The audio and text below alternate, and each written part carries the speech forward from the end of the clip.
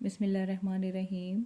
10th class आज का मेरा लेक्चर जो है वो Bronsted Lowry concept of acid and base पे। बहुत सारे बच्चों ने मुझे रिक्वेस्ट की, madam how to write the acidic nature of Bronsted Lowry in a long question. So let's see, there is a main content और the main point for the Bronsted-Lowry concept of acid. First of all, there is introduction, but there is no need to heading the introduction. They just start over a simple lining. सबसे पहले आपने ये बता दिया कि 1923 में Danish chemist थे Brønsted और इंग्लिश केमिस्ट थे लॉरी, जिन्होंने इनको अलग अलग रिप्रेजेंट किया था, but they must be representing on their base of proton. ये चीज़ बच्चे नहीं बताते, इसको हमने मेंशन करना है कि ब्रॉन्स्टेड लॉरी का जो कॉन्सेप्ट है that is only depend upon the proton transfer. They are depending upon the proton transfer. Again, the students, Bronsted-Lowry concept are depend upon transfer of protons from one molecule to another molecule. So let's see. Bronsted-Lowry acid वो क्या होंगे? An acid is a substance that donate a proton and other substances donate a proton. अब यहाँ मैंने क्या किया, मैंने donate को जो है वो अलग हाईलाइट कर दिया। अगर हमारे पास पेपर में इतना टाइम नहीं है कि हम डोनेट को अलग से सेपरेट लिख सकें, तो आप उसको उसी तरह से सिमेट्री में लिखते हैं और इस तरह से इसको अंडरलाइन करते हैं। डोनेट दी प्रोटॉन, यानी प्रोटॉन डोनर जो है वो आपके पास ब्रॉन्स्टेड-लॉरी के क्या बनेंगे? एसिड बनेंगे। अच्छा, फिर मैंने एग्जाम्पल दे दिया। एग्जाम्पल के केस में HCl रिएक्शन कर रहा है NH3 के साथ। थोड़ी देर के बाद जब रिएक्शन कंप्लीट हुआ, ये हाइड्रोजन NH3 ने एक्सेप्ट कर लिया और बन गया NH4 positive and Cl negative हो गया। मींस कि HCl जो है उसने अपना प्रोटॉन लूज कर दिया, प्रोटॉन डोनेट कर दिया। सो HCl जो है वो एक्ट कर रहा है as an acid and NH3 ने प्रोटॉन एक्सेप्ट किया, तो NH3 क्या कर रहा है? एज अ बेस काम कर रहा है।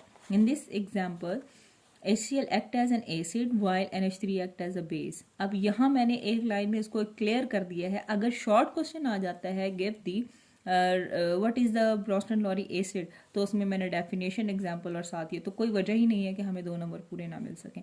नेक्स्ट है मेरे पास ब्रॉन्स्टेड-लॉरी की बेस क्या होती है, उसका टोटली ऑपोजिट हो जाएगा। ब्रॉन्स्टेड-लॉरी की जो बेसिस हैं they are proton acceptor.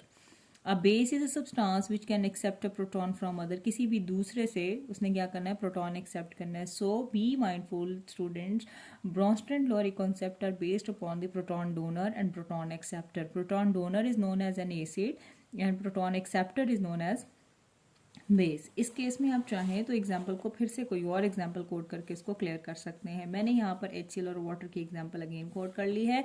HCl react with the water, they are going to be form H3O positive and Cl negative. HCl, in the case of HCl lose their proton and H2O accept this proton, so HCl is going to be act as an acid and H2O positive H2O going to be react as an as a base. ये base के तौर, क्योंकि ये proton acceptor हुआ, हम यही तो बात कर रहे हैं कि प्रोटॉन एक्सेप्टर, ये अब हमारे पास प्रोटॉन एक्सेप्टर है, तो इसका मतलब है ये बेस है। इसी तरह से पीछे हमने बात की थी, ये हमारे पास प्रोटॉन डोनर था, तो ये हमारे पास क्या था?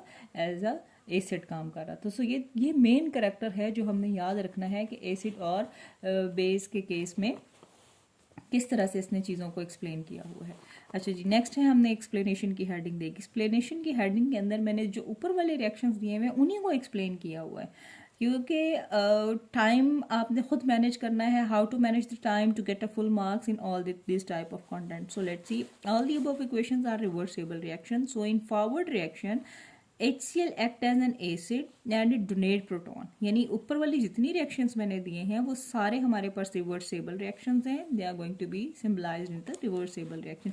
रिवर्सेबल रिएक्शन के केस में जो HCl था वो हमेशा अपने आप को एसिड के तौर पर एक्ट करवा रही है, क्योंकि वो प्रोटॉन डोनेट करना है, और जो वाटर है वो प्रोटॉन एक्सेप्ट कर रहा है। इस केस में वाटर प्रोटॉन एक्सेप्ट करेगा तो बेस है, इस केस में अमोनिया वाटर एक्सेप्ट करेगा तो क्या है? वो बेस है।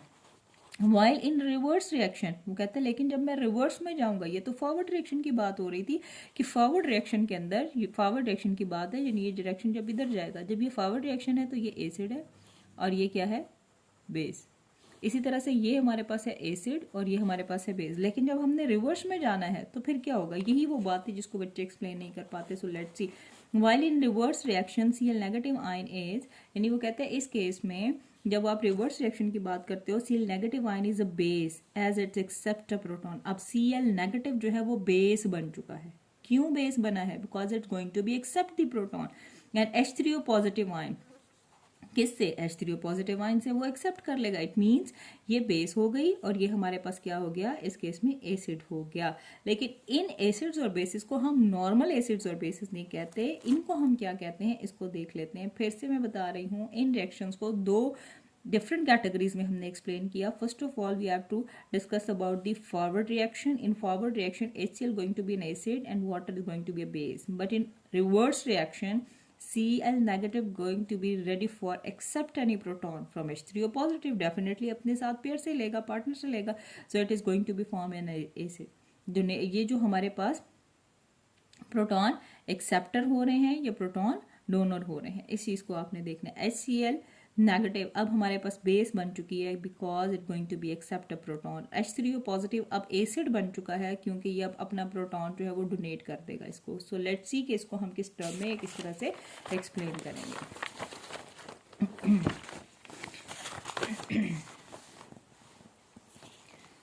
अच्छा, इस केस में हम इसको लिखेंगे Cl negative ion is called conjugate base. Cl negative conjugate base, base वो होगी जो प्रोटॉन एक्सेप्ट करेगी। अब इसने प्रोटॉन एक्सेप्ट करना है क्योंकि ये पहले एसिड था, अब इसने दोबारा प्रोटॉन एक्सेप्ट करना है। अब वो कहते हैं base of acid HCl। HCl की ये बेस है। H3O positive ion is called conjugate acid, यानी अब उसने एक नई टर्म इंट्रोड्यूस करवा दी, conjugate base and conjugate acid. They not a normal acid and normal basis. Cl negative is conjugate base because it's going to be accept the proton, और conjugate acid क्या होगा, जो अब प्रोटॉन जो है वो डोनेट कर सकते। It means every acid produce a conjugate base and every base produce a conjugate acid. That is very important thing, यानी हर एसिड कॉन्जुगेट बेस बनाएगा और हर बेस कॉन्जुगेट एसिड बनाएगा। ऑपोजिट चीजें चलनी है बच्चों, इनको बड़े ध्यान से देखना है। एसिड जो है वो कॉन्जुगेट बेस बनाएगा और बेस जो है वो क्या बनाएगा, conjugate acid, which that is a conjugate acid base pair, जिसको हम कॉन्जुगेट एसिड बेस पेयर कहते हैं। Conjugate means join together as a pair. Pair की सूरत में इनको ज्वाइन होकर जब वो इकट्ठे हो जाते हैं तो फिर हम उनको नाम दे देते हैं एसिड बेस का। इस केस में हमने कॉन्जुगेट एसिड बेस की कोई भी एक एग्जांपल पीछे जो दी हुई है आप उन्हीं को एक्सप्लेन कर सकते हो। कॉन्जुगेट एसिड की definition, conjugate acid is a species formed by accepting a proton by a base. अब जब पीछे आप चीजों को क्लियर कर चुके हो तो आपको कॉन्जुगेट एसिड और बेस जो है वो क्लियर हो जाएगी। Now the conjugate base is a species formed by donating a proton by an acid. Conjugate acid base differ one another only by single proton. That is very very important। क्यों एक दूसरे से different होता है, एक single proton का ही फर्क होता है, एक ने प्रोटॉन देना है और दूसरे ने प्रोटॉन लेना होता है। इसी तरह से हम कहते हैं कि ये हमारे पास सिर्फ एक सिंगल डिफरेंस की वजह से एक दूसरे से अलग होते हैं। इसी तरह से मैंने दूसरी एग्जाम्पल कोट कर दी है एसिटिक एसिड और वाटर की, जिसमें कॉन्जुगेट एसिड भी बता दिया, कॉन्जुगेट बेस मेंशन कर दिया। जो पहले एसिड था उसने अपना ऑपोजिट पेयर बनाना है कॉन्जुगेट बेस, जो पहले बेस था उसने अपना ऑपोजिट बनाना है कॉन्जुगेट एसिड। इस चीज़ को ख्याल रखना है, इस चीज़ का जहन में रखना है कि ये कैसे हुआ और किस तरह से उसने इस चीज़ को मेंशन किया। इसके बाद इसमें एक और कैटेगरी हमने डिस्कस करनी होती है, that is amphoteric substances. Amphoteric substances को करना है डिफाइन, बहुत ज़्यादा लेंथी डिटेल में जाने की जरूरत नहीं होती है, just only definition. Substance which can behave as acid as well as base is called amphoteric substances. ऐसे सब्सटेंसेस जो एक वक्त में एसिड और बेस दोनों की तरह बिहेव कर सकते हैं, डेफिनेटली रिएक्शंस अलग अलग होंगे।